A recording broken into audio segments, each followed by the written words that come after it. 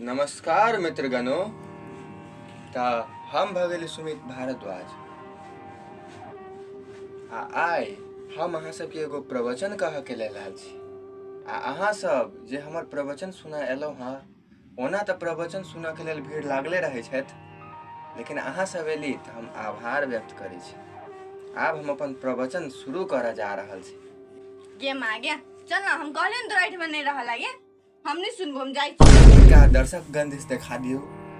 हे बैसना किनका काल त जई है। कते सुंदर प्रवचन कहै छथिन स्वामी जी।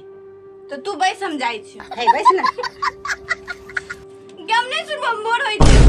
गई बुआई तो बस कनिका सुने, कनि निक निक भाषा सब सुनेथिन, सुमित प्रवचन कहथिन। ते मन से प्रवचन कहै छी हम। नहीं नहीं नहीं, हम नहीं सुनबो, हम जाई छी। बस सुन प्रवचन एखन हमर।